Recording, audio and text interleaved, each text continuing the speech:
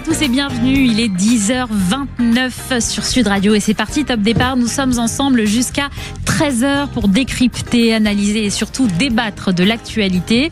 Aujourd'hui, on parle d'un sujet qui secoue toute l'Europe, la crise migratoire à Ceuta, ça dépend comment vous le dites. Souvenez-vous, c'était il y a quelques jours, en quelques heures, 60 000 personnes ont franchi la frontière entre le Maroc et cette enclave espagnole. Et si la très grande majorité est depuis retournée au Maroc, le choc politique, lui, est immense face à cette crise. Les ministres de l'Intérieur de l'Union européenne se réunissent aujourd'hui même en urgence et au cœur des discussions. Comment éviter qu'un tel scénario se reproduise ? Faut-il renforcer les frontières extérieures, accélérer les expulsions, renforcer Frontex ou revoir en profondeur la coopération avec le Maroc? Une chose est sûre, cette crise relance une question qui divise les Européens. L'Europe est-elle capable de protéger ses frontières ou montre-t-elle aujourd'hui ses limites? Amis auditeurs, appelez-nous. Les images de Ceuta vous ont-elles choqué? Pensez-vous que l'Europe doit durcir sa politique migratoire ou au contraire, faut-il d'abord agir sur les causes de ce départ et mieux coopérer avec les pays d'origine? Appelez-nous au 0826 300 300. Appelez-nous, nous vous attendons. Nous sommes à l'écoute de vos témoignages, de votre avis, tout simplement. Et nous sommes également avec nos invités. William T, bonjour. Bonjour. Vous êtes président du think tank Le Millénaire. Arnaud Stéphane, bonjour. Bonjour. Vous êtes communicant, fondateur de l'agence Note de Com. Et enfin, frère Philippe Bouriaki, bonjour. Bonjour. Vous êtes conseiller municipal de Orly et conseiller régional d'Île-de-France. Je vais me tourner peut-être vers vous, Arnaud Stéphane. Est-ce que vous pensez que l'Europe peut survivre à cette nouvelle crise migratoire? Le problème, c'est qu'il y a un décalage immense entre le discours et les faits, toujours, avec l'Europe, et particulièrement sur l'immigration. Pourquoi ? C'est que vous avez des messages qui sont arrivés dans des populations qui sont très jeunes, qui n'ont pas d'emploi, qui sont dans des pays avec des grandes difficultés économiques et souvent aussi de liberté, pas pour le Maroc, mais dans d'autres pays de la région. Et vous avez des pays comme l'Espagne qui font passer le message en disant bon écoutez les sans-papiers c'est pas grave, on va régulariser 500 000 personnes. Vous avez encore qui reste en mémoire ce qu'a fait l'Allemagne il y a une dizaine d'années en faisant venir 1 million de personnes en Allemagne pour servir d'armée de réserve du capital pour construire des voitures allemandes pas chères. Voilà, et ces messages là ne peuvent pas être compris en tout cas par des populations qui subissent directement les vagues migratoires. On voit que l'Italie, elle, a fait une politique extrêmement dure. On se rappelle d'ailleurs que l'ancien ministre de l'Intérieur a même été traduit en justice pour son action contre l'immigration par sa propre justice nationale. Et puis et voilà, donc on verra les agitations de Madame von der Leyen, mais encore une fois, il y a le discours et il y a la réalité. La réalité, c'est que vous avez une enclave espagnole, il y en a deux, on rappelle à nos auditeurs, Ceuta et Melilla, qui sont d'ailleurs des bases militaires espagnoles, qui sont là depuis l'indépendance, depuis 1956, au Maroc, et que c'est pas la première fois qu'il y a des vagues migratoires qui arrivent sur Ceuta. Celle-là est particulièrement impressionnante, mais aussi il faut se rappeler que aujourd'hui vous avez des caméras partout, donc maintenant on voit ce qui se passe. C'est peut-être la grande différence. C'est par rapport à il y a quelques années. Là vous êtes en continu, vous avez les images qui vous viennent. Évidemment c'est très impressionnant. On verra la manière dont c'est géré et à la fois avec le Maroc et à la fois avec la politique espagnole qui est très idéologisée quand même sur l'immigration. Philippe Bouriaki. Bonjour. Alors, accessoirement, je rappellerai, je suis aussi 3e vice-président de France Écologie. Oui, alors si on met tous les titres, ça risque d'être un petit peu long. J'en ai 3. J'en ai retenu 2. J'en ai 3. On peut en dire 3, mais c'est parfois j'ai reçu des messages des copains, ils m'ont dit bon, t'as changé de parti. Alors, on choisira. Vous me direz, est-ce que vous choisirez comme meilleure fonction? On est confronté à 2 problématiques quand même. La première, on rappellera qu'en Europe, on a une population vieillissante et qu'on a un taux de natalité très faible. Ceci dit, on ne peut pas accueillir tout le monde. Toute la misère du monde, c'était Rocard qui disait ça. Et moi, je rejoins l'idée d'une immigration choisie. Et ceux qui s'offusquent par rapport à ça, je leur dis, mais si on vire nos immigrés nos médecins, immigrer des hôpitaux, je pense qu'on va avoir un taux de mortalité qui va largement augmenter. Donc il faut arrêter de se voiler la face, de faire les hypocrites. Ce qu'on n'a pas envie, entre nous, on va se le dire, ici on parle vrai, on n'a pas envie de voyous, on n'a pas envie de délinquants, on n'a pas envie de racailles. Ça c'est clair. Donc il faut poser sur la table, de manière européenne, mais aussi nationale, puisqu'on va avoir un débat fort l'année prochaine pour les présidentielles, c'est quelle société on veut, quels moyens pour nos retraités, ou est-ce qu'il faut diminuer les pensions, ou est-ce que on s'oriente sur une société à la japonaise où il y a la robotique et des humanoïdes un petit peu partout parce qu'ils veulent pas d'immigration. Donc voilà, il faut se regarder droit dans les yeux. Maintenant, moi, j'ai une déclaration qui m'a un petit peu interpellé. C'est le ministre des Affaires étrangères marocaine qui a à juste titre dit le Maroc et les Marocains ne sont pas ni les gendarmes de l'Europe ni les concierges. Ils ont l'obligation de protéger leurs frontières, mais pas les frontières des autres.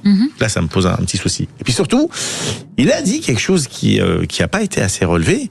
En gros, on nous demande de faire la coopération, mais lorsque nous, on doit d'abord défendre nos intérêts, et quand les Espagnols prennent des positions qui chagrinent nos intérêts, en gros, on leur envoie la monnaie de la pièce.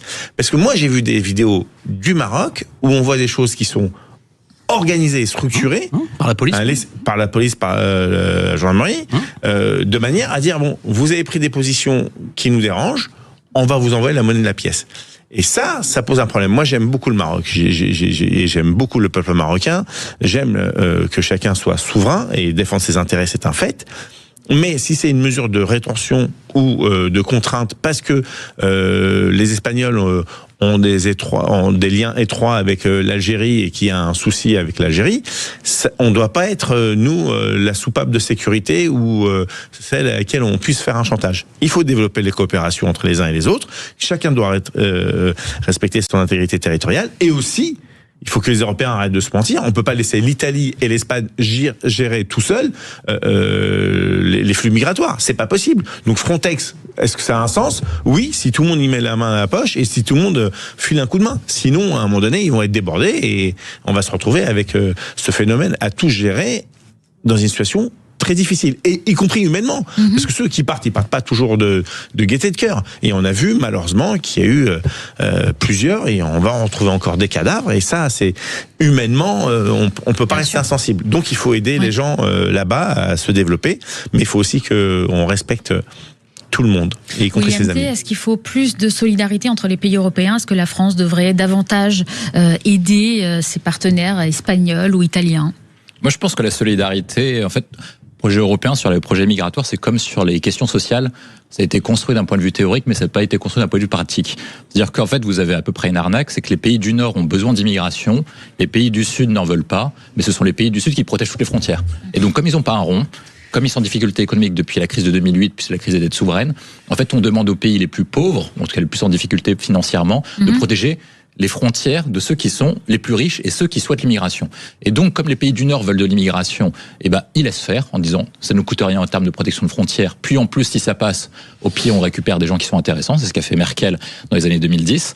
Les pays du Sud, en fait, ont ce problème-là. Moi, je pense que le problème est principalement celui-ci, que la solidarité doit être faite non pas sur l'accueil de migrants, mais sur la protection des frontières, en mettant en place une triple frontière pour désinciter les gens à venir. La première, c'est la frontière physique. Lorsque vous avez Frontex, qui a uniquement 5000 personnes et qui en vise 10 000 à la fin de la décennie, vous pouvez pas protéger toutes les frontières européennes avec 10 000 personnes, c'est impossible. C'est comme si vous essayez de protéger un grand empire avec une armée qui est insuffisante. C'est exactement la même chose. Vous avez des États qui ont intérêt à nous menacer. Vous avez des organisations qui également exploitent l'immigration à des fins économiques. Et donc, vous avez tellement d'intérêt que c'est pas 5000 pauvres gardes-frontières de Frontex qui vont protéger les frontières européennes. Donc, pour mettre en place une frontière plus forte, il faut plus de moyens. Et c'est principalement aux pays du Nord qui ont bénéficié du fait que ce soit l'Espagne, l'Italie, la Grèce et la France qui payaient. C'est à eux de payer. Ça, c'est la première solidarité. Le deuxième point, c'est qu'il faut mettre en place une désincitation en termes de droits.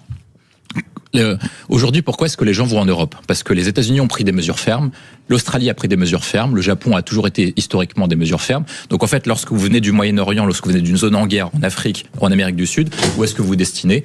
Principalement, vous êtes en Europe parce que c'est l'un des pays les plus attractifs, et surtout c'est un des pays qui protège le moins. Donc lorsque vous faites un benchmark, vous dites tiens, moi je vais en Europe parce que ça va être le plus simple. Le troisième, donc pour mettre en place cet effet désincitatif, moi je pense qu'il faut mettre en place ce qu'avait fait Joe Biden aux États-Unis, un truc qui est très simple, c'est de gauche. Il avait dit tous ceux qui viennent illégalement sur le territoire américain n'ont aucune chance d'être naturalisés et n'ont aucun droit social. Donc c'est-à-dire si vous venez, comme ce qui se passe actuellement en disant je viens, je reste, et puis surtout j'aurai plus de droits que les ressortissants nationaux, et ben si vous avez aucun droit social plus aucune chance d'être naturalisé, c'est beaucoup moins incitatif de venir. Et enfin dernier point, je pense qu'il faut mettre en place un mécanisme de désincitation sociale. Ça veut dire que des gens viennent aujourd'hui pour profiter du système social et c'est pas l'immigration que nous on veut, et que c'est pas l'immigration choisie. Les gens qui sont médecins, les gens qui sont ingénieurs, les gens qui apportent quelque chose à la France et à l'Europe ne viennent pas pour les droits sociaux. Donc il n'y a pas de raison d'avoir des droits sociaux qui soient plus élevés pour les migrants que pour les ressortissants nationaux. Et une fois que vous mettez en place une triple barrière, forcément il y a moins de gens qui ont intérêt à venir en Europe et c'est comme ça qu'on protège efficacement le territoire européen. Il faut se rappeler que j'ai un témoignage direct d'une personne qui a travaillé en Grèce au moment où il y avait des camps de réfugiés qui arrivaient d'Afghanistan, beaucoup. C'était la population qui avait dans ces camps. Ça pouvait être très inquiétant parfois. Il y avait des tensions absolument invraisemblables dans ces camps avec la population afghane. Pour ceux qui venaient d'Afghanistan et qui avaient une éducation, une formation, qui auraient pu apporter quelque chose, ils témoignaient. Et ils disaient, ça a été infernal. Nous, on est venus ici parce que on se faisait traiter, mais horriblement, en Iran, dans les camps en Iran, de réfugiés, et en Syrie. Et ils se sont quasiment enfuis. Et d'ailleurs, la Syrie a joué l'arme migratoire également, en ouvrant les camps de la Turquie aussi. Et la Turquie. La Turquie qui veut être membre de l'Union européenne, qui est membre de l'OTAN. Enfin voilà, je pense qu'il y aurait quelques petits problèmes à régler avec nos amis turcs. Les gens sont arrivés en masse en Grèce, mais il fallait entendre les discours. C'est-à-dire que, encore une fois, nous gérons en effet, et je suis tout à fait d'accord avec ce que vient de dire William, sur le fait qu'il y a des pays qui ont un intérêt direct ou indirect à bénéficier de cette immigration. Et en plus, vous avez plusieurs étapes de filtres qui se sont faits. C'est-à-dire que la Syrie, l'Iran ont utilisé aussi l'arme migratoire comme objet de déstabilisation et de pression politique. La Turquie aussi. Oui, la Turquie et la Russie aussi. Et la Turquie avec la Biélorussie qui a utilisé ça avec la frontière avec la Pologne, me semble-t-il. Là aussi, il y a peut-être une arme diplomatique à utiliser, il y a peut-être une arme au développement, aux accords économiques, etc. Pas d'accord économique si vous jouez à ce jeu-là. Pas d'accord économique si vous jouez à ce jeu-là. C'est une bombe à retardement. Ça tombe bien, vous voyez, je savais pas. C'est mon coup de gueule de tout à l'heure, c'est sur la baisse de la natalité et ce que veut dire le grand effacement, la grande disparition aussi. Quand vous n'occupez plus un territoire, vous faites disparaître le territoire. Enfin voilà, encore une fois, il faut s'interroger aussi au niveau géopolitique, et le fait que l'Europe soit un nain diplomatique ne favorise pas les choses. Écoutez, c'est une question qu'on va peut-être poser à nos auditeurs parce qu'ils sont peut-être pas tous d'accord avec vous. Tant mieux d'ailleurs. Est-ce que l'Europe est un nain diplomatique ? C'est une question qu'on peut poser à nos éditeurs, et surtout, est-ce que l'Europe doit durcir sa politique migratoire ou au contraire faut-il agir sur les causes de ces départs et mieux coopérer avec les pays d'origine ? C'est les questions qu'on vous pose ici ce matin. Appelez-nous au 0826 300 300, 0826 300 300. On se retrouve tout de suite dans un instant sur Sud Radio. 10h-13h, les débats de l'été, Noémie Aliwa. Et nous sommes de retour sur Sud Radio, il est 10h44 et nous sommes ici avec nos invités William T, Philippe Bourliaki et enfin Arnaud Stéphan pour débattre de sujets chauds de l'actualité de la journée. Faut-il encore protéger nos frontières ? L'Europe en a-t-elle encore les capacités ? Faut-il durcir la politique migratoire européenne ? Peut-on concilier contrôle des frontières et devoirs humanitaires ? Toutes ces questions compliquées. Nous avons d'ailleurs avec nous Frédéric qui vient de nous appeler. Vous êtes très nombreux à nous appeler au standard. Frédéric, bonjour. Oui, bonjour madame, c'est Noémie, c'est ça ? Voilà, c'est ça. Bonjour Frédéric, on est ravis d'être avec vous ce matin. Alors vous êtes un optimiste. Dites-nous ce que vous pensez de toutes ces questions. Oui, parce qu'en fait, les peuples européens, je parle de l'Europe occidentale, plus d'immigration. Elle ne veut plus d'immigration, qu'elle soit, je dirais, africaine ou musulmane. Et c'est pas du racisme, hein, c'est qu'il y a un trou. Il y a certains gouvernements comme Mélanie, comme les pays scandinaves qui refusent l'immigration musulmane ou africaine. Ils n'ont rien contre les Africains et contre les musulmans. Mais il y a un trop-plein actuellement. Malheureusement, Sanchez, le président espagnol, Premier ministre du gouvernement, excusez-moi, pas président, le Premier ministre du gouvernement, a été averti il y a une semaine par les services secrets espagnols qu'il y aurait une invasion. Il a laissé faire. Il faut savoir que à Ceuta, c'est une ville où il y a 100 000 Ceutis, c'est des Espagnols, d'accord. Il y a eu 60 000 immigrations faites par le gouvernement marocain à Ceuta. 30 000 sont repartis. Il reste actuellement 30 000 Marocains qui ont été embarqués dans des bus et dans des camions pour venir à la frontière espagnole pour envahir Ceuta. Quand ce matin à Sud Radio vous avez fait parler le gars de l'Iris, c'est faux. Sanchez n'est pas valorisé après cette action. Il y a des manifestations partout en Espagne contre Sanchez. Sanchez est un immigrationniste, comme Macron. Macron fait rentrer 500 000 musulmans ou africains par an depuis des années. Alors attention, parce que je crois pas, mon cher Frédéric, que vous ayez sur une feuille le nombre, la nationalité et la religion des personnes qui entrent dans le pays. Il faut faire très attention avec ça. D'abord, c'est une forme de stigmatisation, mais surtout, vous n'avez aucune preuve de ce que vous avancez. On a la preuve de la nationalité. On est capable de dire, par exemple, que environ 60 000 Marocains ont tenté d'entrer en Espagne. Ça, c'est factuel. Mais par contre, parler de la religion, attention. Il y a peu de protestants au Maroc. Vous n'avez pas de... Oui, mais enfin, vous n'avez pas de preuve de ce que vous avancez. Et en l'occurrence, on parle de... Je crois que c'est... Voilà, il faut faire des distinctions quand même sur les choses pour ne pas brusquer certaines personnes qui nous écoutent, et surtout parce que nous n'avons pas de preuve de cela. Mais je comprends votre idée. L'idée de fond, c'est quand même de dire qu'au fond, l'Europe pourrait tenir, l'Europe pourrait sortir de cette division par le haut si elle réussissait à coopérer davantage sur ces questions. C'est ce que vous essayez de nous dire ce matin ? Excusez-moi, vous êtes journaliste. Moi, vous me demandez d'intervenir, je prends du temps pour vous. Laissez-moi un petit peu parler. On vous écoute, monsieur. On vous écoute. Simplement, je me permets juste de reposer un petit peu les cadres d'un débat sur un sujet qui, vous le savez, mérite des précisions. Dire qu'en France, nous avons un trop-plein de musulmans, c'est pas les attaquer. Si ce seraient des Martiens, on dirait pareil. Il y a trop plein de Martiens. Je crois, mon cher Frédéric, que nous allons devoir... Frédéric. Ouais, bonjour, Philippe Bouriaki à l'appareil. Philippe, vous voulez peut-être réagir. Un trop-plein de musulmans. J'aime beaucoup votre expression. Rien contre. Non, mais vous pouvez... Non, attendez, j'y arrive. Moi, vous savez, Frédéric, moi, je suis de père musulman et de mère juive. Donc, je vous assure que je suis complètement tranquille et je suis un ultra laïcard. Je suis à la limite un ayatollah de la laïcité, parce que je pense que pour moi la religion ça doit rester dans la sphère privée, mais je respecte tout le monde. Trop plein, nous avons des problèmes qu'avec les musulmans en France, on est d'accord, c'est ça? En gros, si on a trop, c'est parce qu'on les supporte plus et qu'on les veut plus. Non mais attendez, on va arrêter tout de suite cette conversation. Pardon, mais en fait moi je n'accepte pas le racisme sur ce plateau. Je n'accepte pas ni le racisme, ni l'islamophobie, ni l'antisémitisme. Il y a des limites dans tous les débats. Pour moi là, elle a été franchie. Merci Frédéric de votre appel, mais pardon, mais là on a été beaucoup trop loin. Au revoir. Voilà, je pense que c'est réglé. On ne s'attendait pas à avoir ce genre de réflexion de la part d'un auditeur. Pourtant, nous sommes toujours à l'écoute de ce qu'ont à nous dire les auditeurs. Au contraire, on adore discuter avec toutes les personnes qui nous appellent. Mais là, pour reprendre ces termes de trop plein de musulmans, ce n'est pas acceptable sur un plateau tel que le nôtre sur Sud Radio. Revenons sur le sujet de notre débat, parce que je crois qu'il y a des choses à dire sur ce sujet. Nous nous sommes un petit peu écartés du sujet de départ. William T, je reviens vers vous. Est-ce que au fond, l'Europe pourrait s'en sortir avec davantage de coopération sur cette question migratoire? Vous parliez il y a quelques minutes de cette protection des frontières qui serait la réponse ultime. Comment est-ce que très concrètement, on pourrait davantage renforcer cette coopération sur la question de la protection des frontières? Je pense que vous avez un problème en Europe, c'est que la politique migratoire, d'un point de vue... En fait, avec la liberté de circulation Schengen, plus les règlements Dublin transformés en directive retour, plus pacte d'immigration, c'est-à-dire que quelqu'un qui rentre sur le territoire via un État membre peut rentrer sur l'ensemble du territoire européen.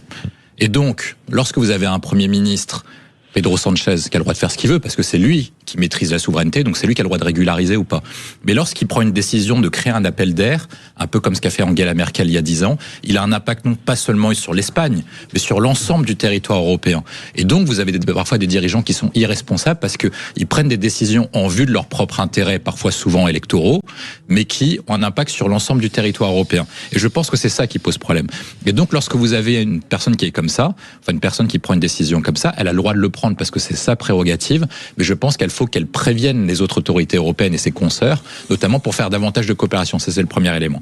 Le deuxième point, c'est de mettre en place, je pense, une réforme de Schengen. Aujourd'hui, lorsque vous êtes entré dans Schengen, vous pouvez circuler partout. C'est vrai, et c'est un principe qui est louable. Mais je pense qu'il faut réserver Schengen uniquement aux ressortissants européens. Ça veut dire que vous pouvez circuler librement dans Schengen, donc rétablir une forme de contrôle pour tous ceux qui ont une carte d'identité d'un des États membres de l'Union européenne. Lorsque vous êtes sans titre de séjour, lorsque vous êtes à peu près sans papier, donc en situation irrégulière, est-ce que vous avez le droit de profiter des droits qui sont normalement réservés aux ressortissants européens? C'est le premier élément. Le deuxième point pour résoudre le problème de Schengen, c'est une question de responsabilité. Un État membre peut décider d'accueillir ou décider de créer un appel d'air, mais à ce moment-là, il peut pas à la fois bénéficier des bienfaits de sa politique, mais également faire porter les effets négatifs à tous les autres. Et donc, je pense qu'il faudrait revenir sur le mécanisme européen de solidarité, revenir sur Dublin II, et donc faire en sorte que si un pays prend en compte ça, c'est sa responsabilité de traiter les migrants. Il veut des migrants, c'est à lui de les traiter, c'est pas à l'ensemble des Européens de le traiter pour lui. Arnaud Stéphane. Oui, William, je suis d'accord. Et vous avez parlé de Pedro Sanchez, mais il faudrait peut-être se faire juste un petit retour sur Pedro Sanchez. Pedro Sanchez est dans une situation politique extrêmement difficile pour plein de raisons. La première, c'est qu'il a une majorité. Il a une voix de majorité, je crois, qui est liée. Ils vont partir. Voilà, qui sont liés. En plus, oui, parce que c'est un parti de droite basque, centre droit basque, qui est pas trop pour l'immigration d'ailleurs, et qui lui permet d'avoir sa majorité aujourd'hui. Mais il va vraisemblablement la perdre. Et puis il a aussi les Catalans. Je sais plus lesquels sont restés. Si c'est le centre droit catalan qui est resté ou le centre droit basque qui est resté. Mais en tout cas, il a une voix de majorité à l'heure d'aujourd'hui. La deuxième, c'est qu'il est pris dans énormément d'affaires. Sa propre épouse est dans des accusations de corruption. Son conseiller, son ancien directeur de cabinet, il a 2 anciens ministres, etc. Il est dans une tourmente d'affaires judiciaires très graves. Et là, la troisième qu'il ne faut jamais oublier, c'est que d'où vient la gauche espagnole, et cette gauche-là en tout cas. Pedro Sanchez, c'est pas le même parti socialiste qui était au pouvoir dans les années 80 en Espagne, qui avait accepté les règles de la démocratisation, avec l'arrivée de la monarchie, etc., etc. On est très loin de ça. On est sur une gauche extrêmement idéologisée et quasiment en voie de mélanchonisation. C'est-à-dire que c'est une gauche extrêmement agressive et qui s'attaque à tous les fondements de la société. Enfin, je veux dire, le nombre de décisions complètement dingues qui ont été faites en Espagne depuis que Pedro Sanchez est au pouvoir, avec la plus courte majorité, c'est-à-dire l'absence de majorité, on voit bien qu'il y a une volonté d'effet cliquet, c'est-à-dire on essaye de faire passer le plus de trucs en espérant qu'on ne revienne jamais en arrière. Et ça, c'est une donnée, à mon avis, assez importante. C'est le dernier pays d'Europe, me semble-t-il, à avoir un gouvernement de ce type-là, un pays important en plus, parce qu'il est avec une frontière. C'est un gros pays quand même, l'Espagne. Mais je crois que c'est le seul pays d'Europe qui est encore sur cette ligne-là. Pedro Sanchez est quelqu'un d'extrêmement dangereux politiquement quand même. Parce que par idéologie. Philippe Bourriaqui, est-ce que vous pensez que l'Espagne poursuit la bonne voie ou au contraire, il faudrait qu'elle prenne le chemin de l'Italie ? L'Espagne poursuit sa voie. On n'a pas les mêmes problématiques en Espagne qu'en Italie. Par exemple, l'Espagne produit terres agricoles et ils ont un vrai problème de main-d'œuvre. Le nombre de... Il y a aussi des problèmes de main-d'œuvre. C'est pour ça que Mélanie a régularisé beaucoup de gens. Oui. Alors, en plus, c'était contradictoire avec son discours initial. Non, pas du tout. C'est parce il faut son premier discours quand elle s'est présentée. Elle a été anti-immigrationniste, etc. Les règles d'immigration que Giorgia Meloni a mis en place n'ont rien à voir avec ce qu'on a présenté en France. C'est un permis de travail provisoire. Et c'est des populations choisies, etc. Non, j'ai pas dit séminaire. Alors peut-être laisser Philippe Bourriaqui terminer. Non, mais au contraire, très bien. Le débat, c'est ça. C'est ce qui enrichit nos échanges, et tant mieux. Sur son premier initial, lorsqu'elle s'est présentée aux premières élections, je t'invite à regarder réellement ce qu'a proposé. Non, mais c'était très radical et l'extrême droite chez nous à côté, c'était des enfants de cœur. L'Espagne a une autre problématique et elle a sa vision. Sauf qu'effectivement, tu as raison, William. Les décisions qu'elle prend, elles nous impactent. Donc, comment on fait dans la Constitution européenne pour faire en sorte que chacun soit souverain dans une globalité, c'est mission impossible. Nos lois, nos règles sont en contradiction avec ce qui est voté à Bruxelles, et donc ça ne peut pas fonctionner. Et d'autant plus que chacun tire la couverture vers soi au lieu de regarder de manière globale. C'est pour ça qu'on n'a pas une défense européenne digne de ce nom. C'est pour ça qu'on n'a pas une coopération européenne digne de ce nom. Quand la Pologne achète des F-35 et des F-16 au lieu d'acheter des Rafales, les Allemands aussi, les Belges aussi, mais voilà, ce sont les moteurs de l'Europe, donc on est bravo quoi. Mais tous, je crois que l'Europe n'a pas de sens si on n'avance pas tous vers la même direction. Et le problème, c'est que c'est des élections locales, en vérité étatiques, certes, mais c'est les Espagnols qui se présentent. Ils se présentent pour eux et donc ils vont parler à leur population. En France, on parle à la population française et l'Europe est complètement occultée dans les débats nationaux à ce moment-là. Donc ça ne peut pas avancer, ça ne peut pas fonctionner. Et au grand plaisir de certaines nations qui se frottent les mains lorsqu'on est en statu quo. Je parle sous le contrôle de William, mais je crois que même la majorité au Parlement européen, c'est ric-rac aujourd'hui. C'est une majorité un peu comme ce qu'on a, c'est PS européens, oui, mais centristes. Oui, c'est ric-rac, oui, ils sont en baisse, ouais. Parce que sur beaucoup de votes, ils ont perdu. Non, sur beaucoup de votes, ils ont besoin de Mélanie et de CR. C'est ça. Oui. Donc, en fonction des textes, ils changent de majorité. Non, mais le sujet européen, de toute façon, l'Europe est en train de muter. Maintenant, les peuples, en très grande majorité, quand vous faites des sondages sur l'ensemble des pays européens, d'une manière très très large, veulent stopper les flux migratoires. Mais ensuite, après, quand vous regardez en détail, dans le même temps, vous avez une chose pratico-pratique. Ça veut dire que lorsque vous avez des réfugiés ukrainiens, on les accueille. Et lorsque vous avez besoin de main-d'œuvre, notamment sur des métiers en tension, vous accueillez aussi. Je pense que ce que veulent les peuples européens notamment, et ce que veulent les Français aussi, c'est qu'en fait, ils veulent pas avoir une immigration non désirée qui rentre et qui viennent à peu près comme si c'était le McDonald's. C'est-à-dire, ils viennent comme ils sont. Et c'est ça le problème essentiel. C'est-à-dire que lorsque vous mettez à la place des auditeurs ou des spectateurs européens, des gens ont forcé des frontières de manière très importante alors qu'ils étaient non désirés. Des personnes qui sont désirées, des personnes qui font des processus légaux, et ça, il n'y a pas de problème. Et donc, comment vous faites pour reprendre le contrôle de la politique migratoire et reprendre le contrôle des frontières? Je pense qu'il faut adopter des principes qui soient clairs. Lorsque vous regardez les autres pays, notamment l'Australie, ou ce que met en place les États-Unis, ou ce que met en place d'autres pays, vous comprenez leur stratégie de politique migratoire. Ça veut dire que globalement, vous voulez rentrer sur le territoire américain, soit vous êtes un étudiant de qualité, soit vous apportez quelque chose aux États-Unis. Il y a un intérêt national. Et là, nous, on doit adopter la même chose. Ceux qui viennent sur le territoire européen, certes, vous avez toujours les questions d'asile. Donc, lorsque vous êtes vraiment en situation de guerre ou en situation de détresse, on vous accueillera. Mais surtout, ceux qui veulent venir sur le territoire européen et ceux qui veulent venir sur le territoire français doivent apporter quelque chose à la France et à l'Europe. Et c'est ça la condition essentielle. William, c'est qu'aujourd'hui, vous avez des 250 millions de personnes qui obéissent au droit sur la mise en danger, la guerre. C'est 250 millions de personnes. Donc on n'a pas fini d'accueillir. Non, parce qu'avec les questions de pacte d'asile-migration, on a défini ce qui était pays en guerre ou pays qui n'était pas en guerre. Et on ne vous mettra pas d'accord sur ce sujet, manifestement. Restez avec nous, il est 10h58 sur Sud Radio. On se retrouve dans un instant et on poursuivra le débat sur cette question. Faut-il faire payer les parents quand leurs enfants commettent des actes graves? Qu'en pensez-vous? Appelez-nous au 0826 300 300, 0826 300 300. À tout de suite sur Sud Radio. 10h-13h, les débats de l'été, Noémie Aliwa. Et nous sommes de retour sur Sud Radio. Merci d'être avec nous. Il est 11h02 et l'actualité continue de nous accompagner tout au long de cette matinée avec aujourd'hui une question qui divise les Français.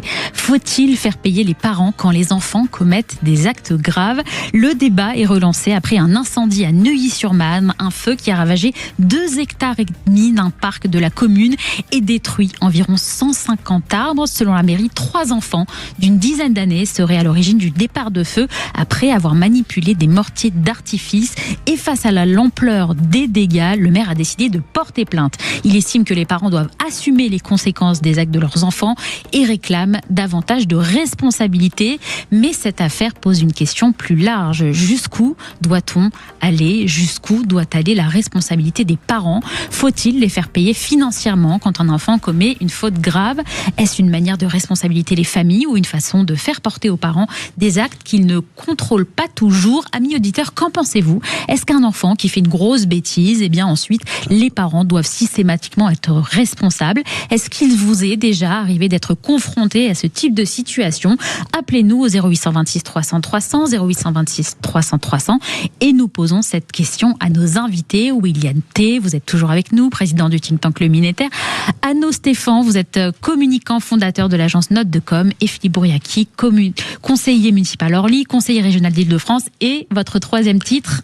Troisième vice-président de France Voilà, votre Écologie. troisième casquette. Et on va se tourner vers vous peut-être pour cette question. Est-ce que vous trouvez ça normal de se tourner vers les parents lorsque des enfants d'une dizaine d'années commettent des actes graves? Mais c'est le cas actuellement, c'est la loi. Vous êtes responsable des actes que commet votre enfant. Mais il y a une problématique carrément schizophrénique. D'instinct, je vous dirais, oui, vous êtes responsable, vous payez, point barre. Sauf que quand on a décidé, la société a décidé de vous retirer l'autorité parentale. Je vais vous donner un exemple. En 2023, lorsqu'il y a eu des émeutes, rapidement, moi j'étais pas sur place. J'étais dans le sud et j'allume mon téléphone le matin parce que quand je suis en vacances, je veux pas être dérangé et je reçois une tonne de messages et on m'envoie des vidéos juste lunaires dans ma ville. Donc je passe le coup de téléphone à mes élèves puisque à l'époque j'étais instructeur de self-défense et de close combat et je leur dis voilà, la consigne c'est très simple. Tout minot que vous attrapez ce soir après 21h, vous le montez chez lui. Et si les parents sont pas d'accord, vous leur faites des bisous. Voilà. On n'incite jamais à la violence, mais il faut être ferme. Et il y a un père qui était désabusé, en disant, mais écoutez, mon fils, il a 13 ans. Il y a 2 mois, je lui ai mis une gifle, parce qu'il a été insolent. Je me suis retrouvé déféré au tribunal. Le juge, il m'a dit, monsieur, vous n'avez pas le droit. Qu'est-ce que tu veux que je fasse? Je dis pas que la violence est un acte nécessaire pour instaurer l'autorité parentale, mais si l'enfant n'a plus peur de ses parents, est-ce qu'il y a un relais dans la société? Vous savez, tout le monde s'est foutu de la gueule de Ségolène Royal en 2007 quand on disait les jeunes délinquants énervés, il faudrait les mettre dans des camps militaires pour un petit peu les redresser. Mais qu'est-ce qui existe aujourd'hui pour aussi aider les parents à instaurer l'autorité parentale? Qu'est-ce qui existe aujourd'hui lorsqu'un parent retient son enfant mineur pour dire tu sors pas ce soir? L'enfant est capable de porter plainte pour séquestration. Enfin, faut qu'on arrête un discours schizophrénique. Soit on instaure vraiment une vraie autorité nationale, parentale, et on encadre et on aide. Et on lutte évidemment contre les abus sur ceux qui font du mal aux enfants gratuitement, qui les battent, qui les séquestrent, etc. Et je sais de quoi je parle.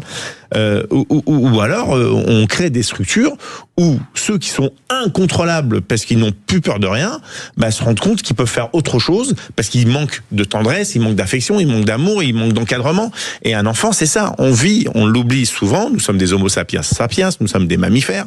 Je ne nie pas les croyances de ceux qui pensent autrement, mais en tout cas, jusqu'à preuve du contraire, la science nous a dit ça, donc moi j'y crois dur comme fer. Et on vit en structure sociétale, en meute. Et dans les meutes, il y a un chef de meute, ce qu'on appelle les alphas, et il y a les bêtas. Et s'il n'y a plus d'alpha, un bêta peut croire qu'il devient un alpha. C'est-à-dire que la nature a horreur du vide et quelqu'un va vouloir devenir un chef de meute. S'il n'y a rien pour le canaliser son énergie, canaliser son débordement, certains, moi je me suis engueulé avec des parents qui m'ont dit non mais c'est pas grave, c'est comme au pays, c'est le village qui élève l'enfant. Je dis non mais ici il y a des voitures, il y a des gens qui sont bizarres, c'est pas comme ça que ça se passe. L'enfant il doit structurer, moi mes enfants, ils sortent de l'école, ils sont à la maison, de la maison, ils vont au sport, du sport, ils sont à la maison ou ils sont en train de travailler. Il n'y a pas d'autre alternative. Et j'ai été élevé comme ça par ma mère, je la remercie aujourd'hui. On trouvait que c'était peut-être une structure difficile et dure parce qu'elle n'hésitait pas à y aller, mais aucun de nous n'a reçu, enfin, moi, je ne recevrai jamais, je le souhaite pas, et en tout cas, je ferai tout pour un coup de téléphone du commissariat pour dire votre enfant est ici, ou votre enfant il est en train de casser quelque chose, il est en train de dégrader. Et souvent, ils dégradent en bas de chez eux, là où il y a leurs voisins. Ça n'a pas de sens. Et donc, normalement, on est, il y a la responsabilité des parents, puisque jusqu'à 16 ans, je crois, il y a une responsabilité, parentale. Mais avant, il y a des assurances qui jouent, parce que vous avez dit, Noémie, je vais vous reprendre, je fais pas ça d'habitude, mais vous avez une grosse bêtise. C'est pas une grosse bêtise. C'est comme quand vous faites une dégradation, vous pétez un un abribus ou vous foutez le feu à 15 arbres, c'est pas une grosse bêtise. Grosse bêtise, vous avez fait tomber le vase de mamie. Oui. Voilà, grosse bêtise, c'est ça. Vous avez cassé C'est le un vase peu de mamie. plus. Vous avez cassé le vase de mamie. Pour les petites choses, etc. Il y a les assurances, puisqu'il y a des assurances pour les enfants. Il y a la responsabilité. Votre assurance habitation peut couvrir des dégâts que vous commettriez chez des gens, chez des tiers, parce que vous avez cassé le vase de mamie, ou vous avez cassé le vase des parents chez qui vous avez fait l'anniversaire, etc. Mais pour le reste, il y a un moment donné où il faut se poser quand même la question de la responsabilité. Et en effet, beaucoup de maires, je parle sous ton contrôle, à une époque c'était un petit peu difficile. Il y a des maires qui se portaient pas toujours partie civile quand il y avait des destructions. Alors maintenant ça se fait de plus en plus. On voit que ce maire dit j'ai décidé de me porter partie civile. Bah heureusement, vous n'allez pas faire un communiqué de presse pour Alors nous dire que justement, c'est. ce maire, il était notre invité ce matin. Bah On voilà, a un très petit bien. extrait de son interview. C'était dans la matinale de Sud Radio et on va l'écouter dans quelques secondes. Concrètement, la loi française, le Code civil, permet d'engager la responsabilité des parents du fait des enfants qui sont sous leur responsabilité. Aujourd'hui, on a on a des centaines de milliers d'euros de dégâts puisque on a 150 arbres à replanter, on a 2 hectares et demi à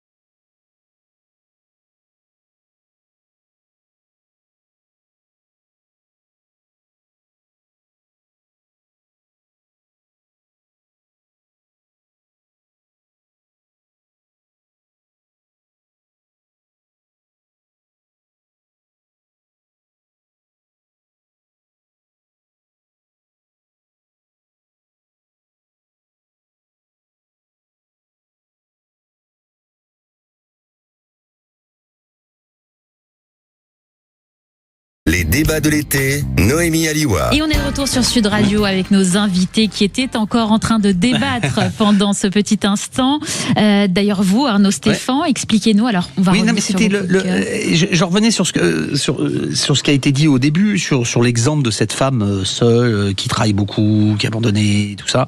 Et je prenais à William à témoin parce que on est souvent sur des plateaux, on discute de la dépense sociale, de la dépense de l'État, des départements, etc. Et il faut pas oublier quand même que aujourd'hui la France c'est quand même le pays des aides. Alors il y en a certaines qui sont absurdes, il y en a d'autres qui sont très utiles. Et quand vous donnez l'exemple de cette femme seule qui travaille beaucoup, qui a pas le temps de s'occuper de ses enfants, je peux pas être d'accord. Il y a énormément d'aides pour le périscolaire en France. C'est-à-dire que vous avez quelqu'un qui peut venir chercher votre enfant à la sortie de l'école. Vous avez des crédits d'impôt qui sont avec vous payez la personne avec page emploi. Enfin, on va pas rentrer dans le truc. Et vous avez des crédits d'impôt qui sont très importants. On est à plus de 50% de crédits d'impôt sur ce que vous faites. Vous pouvez avoir d'autres aides si vous êtes en plus une femme seule, etc. Si c'est une femme seule, c'est pas sûr qu'elle paye des impôts. Et en plus, oui, mais justement, elle peut même avoir ça peut être carrément aidé complètement par des aides pour avoir du périscolaire ou de la garde à la maison, etc. ou du travail pour aider les enfants à faire leurs devoirs, etc. et à s'occuper d'eux. Donc je suis pas tout à fait d'accord. Ensuite, il y a aussi, vous n'êtes pas obligé de laisser sortir vos enfants à 4h30 et vous n'êtes pas là et vous les récupérez à 7h. Peut-être si vous les récupérez quand vous rentrez du boulot. Ils peuvent aussi rester à l'étude. On a compris. Mais il y a quand même un tas de choses à faire quand même. On a compris votre argument, Arnaud Stéphan. Puisque vous avez la parole, je vous propose de nous parler de votre coup de gueule du jour. Oui, mon coup de gueule, c'est sur l'annonce qui a été faite par l'INSEE sur la baisse, encore, on va dire, la perpétuation de la baisse de la natalité en France au premier semestre 2026, qui est déjà à 1,1% de baisse par rapport à la même période de 2025. Et ça me fait penser que, au-delà de ce qui est dommage, c'est-à-dire que le non-renouvellement des générations, ça veut dire que ça impacte aussi beaucoup sur notre façon de vivre et sur ce qu'est la France, et c'est sur ce que nous sommes capables de faire de ce territoire. Parce que quand vous avez une baisse continue de la natalité, vous vous retrouvez avec une population de plus en plus âgée, et donc vous avez aussi une baisse des services publics parce que vous avez moins d'activités. On va baisser. Il y a des villages qui sont complètement désertifiés. On va regrouper des écoles dans certains lieux. Donc vous avez des écoles qui ferment, donc services publics qui ferment, donc baisse d'attractivité dans des régions. Donc on va supprimer des dessertes de transport, etc. Et au bout d'un moment, vous n'habitez plus le territoire. Quand vous avez des baisses de population comme ça, vous n'habitez plus le territoire, et en plus ça renforce ce qu'a décrit Monsieur Vermeuren dans ses ouvrages. Vous arrivez à finalement à ce projet de métropolisation, parce que c'est beaucoup plus facile. On va essayer de tout mettre sur des grands lieux. Il le dénonce d'ailleurs dans ses livres sur la métropolisation. Et donc vous n'habitez plus le pays, vous laissez les lieux se détériorer. On voit bien que dans un certain nombre de villes, il n'y a plus d'églises, il n'y a plus d'écoles. Je vais vous donner un exemple aussi qui m'avait beaucoup marqué. J'étais à Carpentras à une époque. Vous avez une des plus anciennes et plus belles synagogues de France, une des plus anciennes. Eh bien, il faut appeler un monsieur à Avignon pour qu'il vienne prendre la clé et qu'il puisse vous ouvrir la synagogue à Carpentras, parce que les gens sont partis et que la dernière personne était morte, elle avait plus de 90 ans, et il n'y a plus personne qui est capable d'ouvrir cette synagogue. Et ben c'est pareil dans beaucoup de villages, vous avez des curés qui tournent, il n'y a plus d'église, il n'y a plus personne, le dernier magasin a fermé, et la baisse de la natalité aussi, c'est la baisse de l'occupation et de la vie dans votre pays, et au profit des grandes villes. Et encore une fois, c'est pas un bien. Et je pense qu'on a besoin aussi de faire vivre le territoire. William T, vous vouliez réagir? Moi, je pense que le fait que des villages se vident ou des villes se vident, c'est pas uniquement du fait de la baisse de la natalité, c'est le fait que des territoires sont plus attractifs que d'autres. Vous regardez, nous, on est en train de travailler sur la question de la natalité. Vous avez des pays qui sont en dynamique démographique et pourtant des villes se vident quand même. Donc c'est une question d'attractivité, c'est parce que les gens maintenant veulent vivre dans certains endroits. Des années 60, 70 jusqu'aux années 2010, 2020, vous avez un phénomène qu'on appelait métropolisation. Et depuis le Covid, vous avez un retour à certaines zones rurales, notamment avec la mise en place du télétravail, etc. William, ils sont repartis, c'est pas vrai. Je vous donne un exemple. Bernay, c'est une ville qui est à côté, qui est à 1h30 de Paris. Ils viennent de fermer la natalité. Je te dis à peu près. Ça, c'est le premier point. Donc, ce phénomène n'est pas totalement exact. Maintenant, les gens vont pas forcément dans les métropoles, mais vont plutôt dans les banlieues, dans le périurbain. Voilà. C'est là où c'est plutôt vrai. Ensuite, après, sur l'autre point, moi, je pense que c'est là où ça pose problème. C'est que quand vous regardez, les discours ont été tenus par Emmanuel Macron lorsqu'il parlait de relancer la natalité. Moi, on a un doute sur le fait qu'un État puisse agir concrètement sur la question de la natalité. En fait, on a regardé ce qu'on fait de différents pays en termes de mesures, aide sociale, conditions, créer davantage de crèches, etc. Et on a pris le pays, normalement, qui est le plus efficace pour changer la population, modifier les habitudes de la population, c'est la République populaire de Chine. De manière caricaturale, on a fait exprès. Ils ont mis en place un tas de mesures pour revenir sur ce qu'on appelle la politique de l'enfant unique. Et pour l'instant, ça marche pas. C'est-à-dire que ça fait 10-15 ans qu'ils font ça. Ils ont mis en place un système d'aide, ils payent la scolarité, ils payent toutes les crèches, etc. Et ils n'arrivent pas à relancer la natalité. Donc nous, on pense que c'est pas un sujet qui doit mettre en place par l'État, c'est un sujet qui est culturel.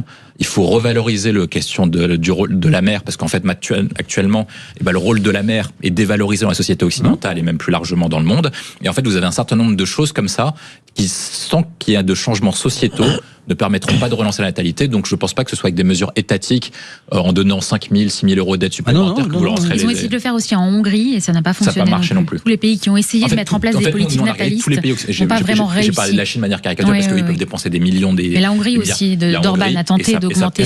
J'oublie aussi un petit détail, c'est que jamais les femmes n'ont fait des enfants aussi tard. Et deux, il n'y a jamais eu autant de problèmes pour avoir des enfants. C'est-à-dire qu'il y a jamais autant de problèmes de fertilité. L'Européen est malade. Il est malade de plein de choses, de sa bouche, de son environnement, d'un tas de choses. Et il n'arrive plus à faire des enfants. Et puis, les femmes sont aussi victimes de plus en plus de maladies qui se sont énormément développées et qu'elles n'avaient pas avant et qui les empêchent d'avoir des enfants. Et la fertilité touche à la fois les hommes. Non, mais je parlais pas seulement de la fertilité. C'est qu'il y a aussi des problèmes médicaux qui atteignent les femmes, qui les empêchent d'avoir des enfants. Et au-delà de la fertilité, des problèmes hormonaux, etc., qui n'étaient pas liés, qui n'existaient pas véritablement avant. Et ça, c'est un vrai problème. Il suffit de voir le nombre aujourd'hui de gens qui sont suivis par des protocoles PMA. C'est assez impressionnant. C'est la conjoncture de plusieurs facteurs. Tu me l'as enlevé les mots de la bouche. Je devrais te couper le micro plus tôt. Non, mais t'as raison. Alors, premièrement, on assiste depuis les années 2000, tant mieux, à une nouvelle ouverture de l'esprit du sexe masculin, qui accepte aussi que la femme est l'égale de l'homme et qu'elle puisse aussi prendre des responsabilités. Et donc, quand vous prenez des responsabilités, vous êtes plus concentré sur votre travail que votre vie de famille. Donc, effectivement, les femmes font des enfants plus tard. Les hommes aussi sont pas toujours prêts, donc ils veulent aussi les faire plus tard. Et plus tu fais tard, plus de chances d'en avoir plusieurs diminuent. Moi, j'ai réussi quand même à en faire 3, donc j'attends mes 5 000 euros, monsieur le président. Non, ce que je veux dire par là, c'est que quand tu es inquiet pour ton avenir, tu te dis putain, je vais pas avoir de retraite. Est-ce que je vais continuer à avoir mon boulot? Est-ce que l'insécurité, les guerres, etc., la malbouffe, les appartements, la taille des tout à fait, qui sont de plus en plus petits. Avant, t'avais des chambres de 15 mètres carrés, maintenant t'as des chambres de 9 mètres carrés. Enfin, et puis les prix sont inabordable.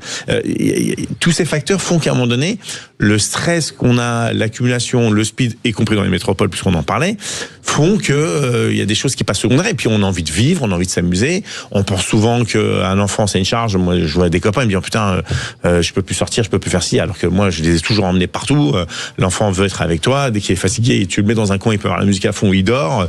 Enfin, et donc ça combinés font que des gens ont envie aussi de décider quand ils sont prêts, quand ils ont envie de faire et pas répondre à une injonction qui vient d'au-dessus, d'autant plus que souvent on a l'impression de ne pas être entendu par nos dirigeants. Donc c'est contre-productif. Et il faut... Vous voyez, les places en crèche, moi j'en ai plein, moi qui me contactent pour que je puisse intervenir ici ou là pour leur place en crèche, ça les inquiète. Une nounou, c'est hors de prix. En plus, ça vous impose ses vacances, il faut la payer pour ses vacances, etc. Enfin, c'est pas donné à tout le monde, même s'il y a des crédits d'impôt, je le reconnais, jusqu'aux enfants de moins de 6 ans. Voilà, tout ça fait que on va pas dans le bon chemin. Et William, je suis souvent assez d'accord avec ces analyses. C'est pas prêt de changer. Et donc, on revient à notre point de départ sur l'immigration. Comment on fait? Est-ce qu'on se dirige vers une société japonaise où on robotise tout, ou est-ce qu'on veut encore de l'humain? Et ça, c'est une vraie problématique. Philippe Bouriaki, vous avez la parole. Vous avez également un coup de cœur aujourd'hui. Oui. Alors je vais pas innover pour nos auditeurs et les auditrices qui nous ont écoutés la semaine dernière. J'ai demandé à ce qu'un athlète français qui s'appelle Karim Gadji reçoive la Légion d'honneur parce que 17 fois champion du monde de kickboxing, un père extraordinaire et un entrepreneur, vraiment un modèle qu'il faut montrer en avant plutôt que montrer certains qui nuisent à notre jeunesse. Et j'en ai oublié un, donc j'en fais un à chaque fois. Je voudrais vous parler d'un homme qui s'appelle Cyril Benzaken, 8 fois champion du monde de kickboxing ISKA.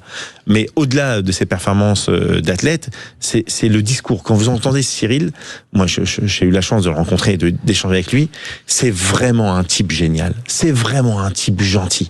C'est-à-dire que c'est un type, vous allez le provoquer dans la rue, il n'y a aucune chance qu'il vous en mette une. Alors que s'il vous en met une, vous n'allez pas vous relever. Mais aucune chance, tellement qu'il est gentil, tellement qu'il voit l'humain avant tout.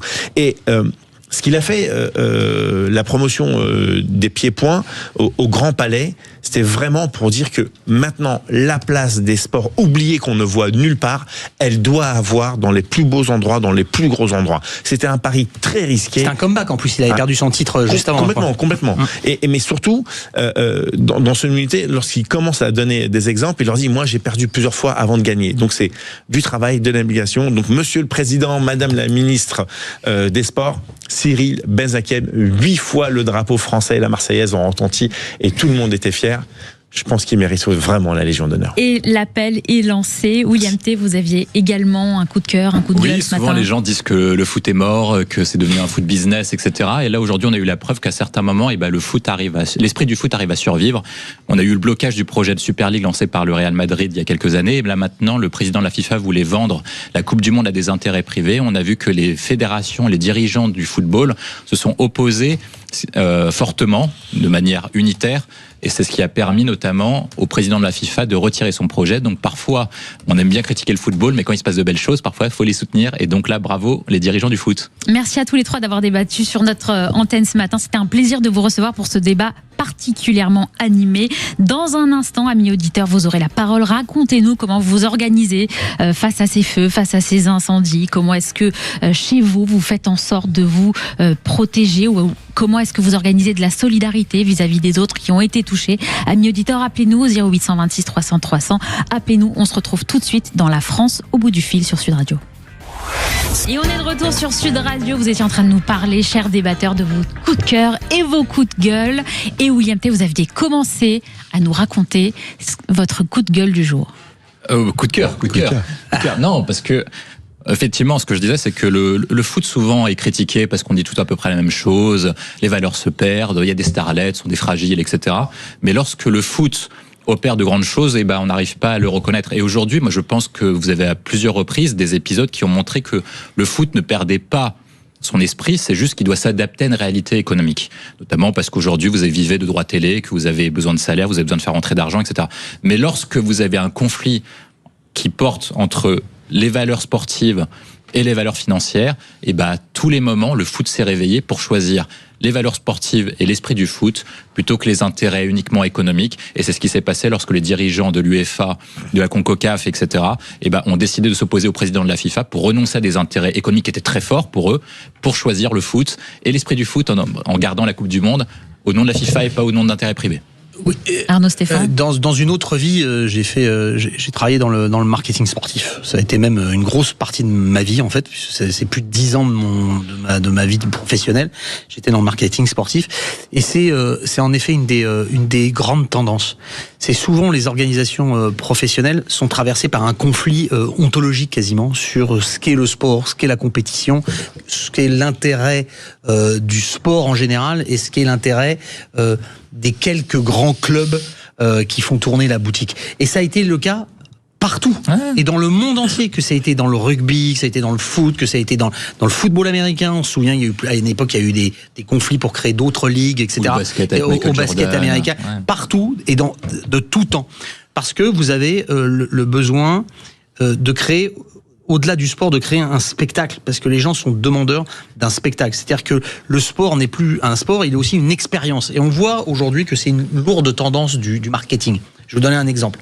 Aujourd'hui, les marques de luxe sont confrontées au fait quand elles ont vendu 3 sacs à des touristes, il va pas en acheter un 4e ou un 5e, ou il va pas en acheter une dizaine dans sa vie. Donc on va lui proposer autre chose, on va lui proposer une expérience. Donc vous allez avoir aujourd'hui des grandes marques qui ont acheté des plages privées, qui ont acheté des hôtels, qui ont acheté des restaurants, etc. pour continuer cette expérience, et que même si vous n'avez pas la capacité de vous payer un célèbre sac avec des initiales dessus, vous pouvez avoir un bout de cette expérience en ayant mangé un gâteau où il y avait ce célèbre monogramme dessus, et vous pouvez faire partie un petit peu de cette aventure. Le sport, c'est vous emmenez vos enfants au stade parce que vous avez toujours supporté ce club, etc. Mais vous avez une nécessité, c'est de continuer à maintenir ce spectacle, faire face à la concurrence des autres moyens de loisirs. Parce que le panier des familles peut pas payer 50 abonnements sur 25 chaînes différentes, etc. Payer les places qui ont augmenté dans les stades, etc., etc. Et en plus, si vous avez des enfants, faut payer les places, les maillots, etc. Donc c'est un vrai budget. Et que les clubs sont aussi confrontés à cette tentation des galactiques, c'est d'avoir la meilleure équipe pour proposer le meilleur spectacle possible et gagner le plus de titres possible. Sauf qu'au bout d'un moment, ça appauvrit aussi quelquefois des championnats où vous avez 3 équipes qui tournent, et puis je veux pas parler du foot français, un petit peu quand même. Vous avez 1 ou 2 équipes qui tournent, et vous avez une dizaine d'équipes qui derrière sont en train d'essayer de suivre en tirant la langue. Donc moi je suis très content que ce projet est raté. Parce que je pense que c'était une captation qui n'aurait pas fonctionné forcément en plus. C'était une proposition d'une Coupe du Monde extrêmement compliquée à 64 équipes. Enfin, je veux dire, c'était une usine à gaz, et généralement ça fonctionne pas en réalité, ces trucs-là. Et ils auraient fait beaucoup d'argent peut-être pour la première édition, et puis après ça aurait disparu. Ce qui est le cas souvent des compétitions comme ça d'ailleurs. Elles disparaissent assez vite en fait. Et je voulais aussi ce matin qu'on revienne sur un sujet qui touche beaucoup de Français, à savoir la chaleur dans les logements, et avec cette question qui se pose: est-ce que la jeunesse d'aujourd'hui, elle est plus fragile face aux difficultés du quotidien, ou est-ce qu'on vit simplement dans une époque qui est plus compliquée, puisque selon une étude qui est parue, 92% des 18-24 ans déclarent souffrir de la chaleur dans leur logement pendant que les épisodes de forte température pendant la canicule qu'on est en train de vivre. C'est une génération qui est particulièrement exposée, notamment parce qu'elle vit plus souvent dans des petites surfaces, des logements anciens, parfois mal isolés, et qu'elle est davantage locataire, avec des vagues de chaleur qui deviennent de plus en plus fréquentes, on le voit, plus intenses, des appartements qui se transforment parfois en véritable bouilloire thermique. C'est un problème qui touche particulièrement la jeune génération, la jeunesse et les ménages les plus modestes. Alors forcément, c'est un débat qui revient. Est-ce que les jeunes générations vivent une époque plus difficile que celles qui les ont précédées? Amis auditeurs, qu'en pensez-vous? Vous avez la parole, appelez-nous 0826 300 300. Vous avez 20, 30, 50, 70 ans. Est-ce que vous trouvez que la vie était plus facile avant, ou est-ce que la jeunesse se plaint davantage? Appelez-nous, dites-nous ce que vous en pensez. William T, est-ce que vous pensez que la génération d'aujourd'hui, la jeunesse d'aujourd'hui, souffre plus que la jeunesse d'il y a 20, 30, 50 ans? C'est les deux, c'est-à-dire qu'ils souffrent plus et ils sont plus fragiles parce qu'ils ne sont pas préparés, parce qu'ils ont été éduqués par une génération qui a vécu dans une période qui était particulière. Il faut quand même revenir. Après la Seconde Guerre mondiale, on a mis en place ce qu'on appelle la dividende de la paix à la chute du mur de Berlin. C'est-à-dire que vous n'avez pas des dépenses militaires infinies à faire tourner, vous avez très peu de risques de guerre parce qu'il y a le parapluie américain, vous n'avez pas de circonscription militaire, vous n'avez pas de service militaire, etc. Donc vous n'avez pas tout ça à vivre, vous n'avez pas de risque de tragique qui est revenu avec la guerre en Ukraine. Deuxième point, vous avez des changements qui sont beaucoup plus profonds dans la société qu'ils ne l'étaient il y a 50, 60 ans. Le rythme technologique, ce qu'on appelle les grands cycles économiques qui sont suivis d'une révolution technologique, sont passés de 30, puis à 20 ans, puis à 10 ans, et maintenant vous avez des révolutions technologiques tous les 2-3 ans. C'est-à-dire que vous avez le smartphone qui est apparu, vous avez l'IA, etc. Donc vous avez un processus de développement personnel ou d'adaptation au monde qui est beaucoup plus important aujourd'hui qu'il ne l'était il y a 50-60 ans. Donc c'était plus simple pour ce qu'on appelle la génération des boomers. Enfin, dernier point, les jeunes d'aujourd'hui vivent d'une situation héritée où la situation économique des pays occidentaux est soit en stagnation, voire parfois en déclin. En stagnation quand vous regardez le PIB mondial, et en récession lorsque vous vivez notamment où vous regardez le pouvoir d'achat des ménages, c'est-à-dire qu'une classe moyenne française vit moins bien aujourd'hui que ne le vivait il y a 30-40 ans. Et puis dernier point, vous avez des transitions des catastrophes naturelles qui ont plus de chances d'arriver, c'est ce que montre un rapport qui s'appelle Global Britain, qui a été fait notamment par le Premier ministre Boris Johnson, qui vont arriver de manière beaucoup plus récurrente en raison du changement climatique, en raison des changements scientifiques, etc., qui vont dire que notamment les catastrophes naturelles vont arriver de manière beaucoup plus importante. Donc vous avez tout ça. Et face à ça, à un monde qui va être beaucoup plus compliqué, qui va être beaucoup plus difficile, on a éduqué les enfants dans l'époque des enfants rois, en disant que s'ils avaient un problème, on mettait en place ce qu'on appelle la culture de l'excuse. Donc c'est pas de leur faute, c'est la faute du voisin ou c'est la faute de quelqu'un d'autre.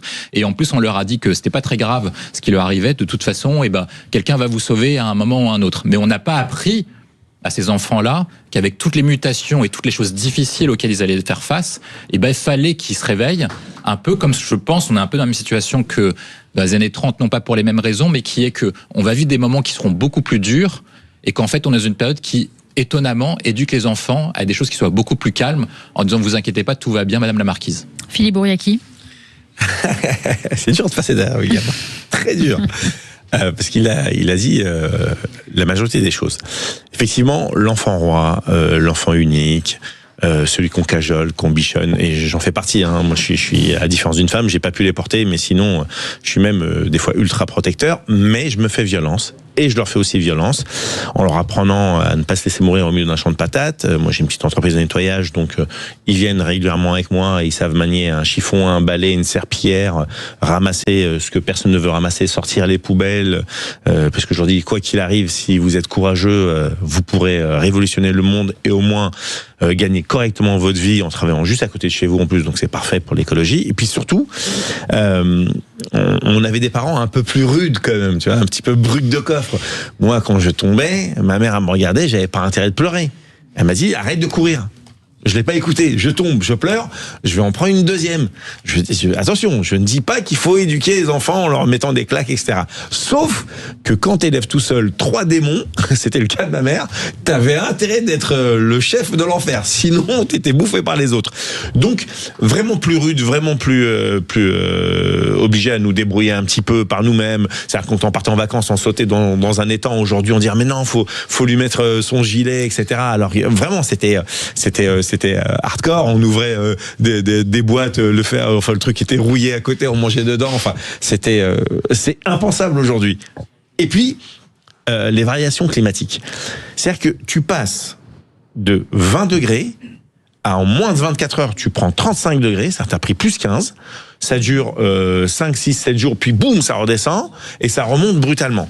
Le truc, c'est que le corps, l'être humain, on le voit, on a des bédouins qui vivent à 50, 60 degrés. On a des Inuits qui vivent à moins 30.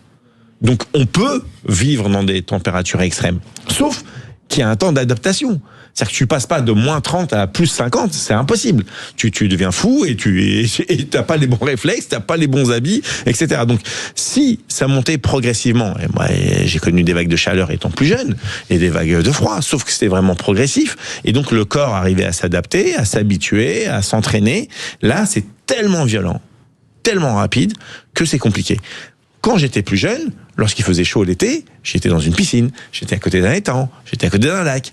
Aujourd'hui, ils sont à la maison, sur l'ordinateur et les smartphones. Et c'est mon cas. Moi, mon fils, ce week-end, je l'ai grondé en disant, je vais t'étendre l'ordinateur parce qu'il était avec son casque VR et il faisait que ça. Donc, c'est une vraie problématique. Et puis, tu as des situations de confort où tu es dans les centres commerciaux, dans les cinémas, dans des endroits où il y a la clim, et tu passes dans le véhicule, il y a la clim, et donc tu sors du véhicule où il fait 22 degrés, dehors il fait 37, et donc le choc thermique est toujours violent.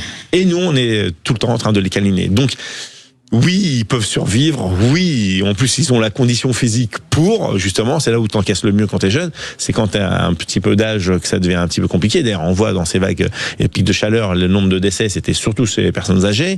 Et depuis 2003, visiblement, on n'a retenu aucune leçon. Donc, ils sont capables de le faire et il faut qu'ils le fassent. Écoutez, on s'est entendu, l'appel est lancé. Merci à vous. On se retrouve tout de suite sur Sud Radio pour poursuivre ce débat. Sud Radio.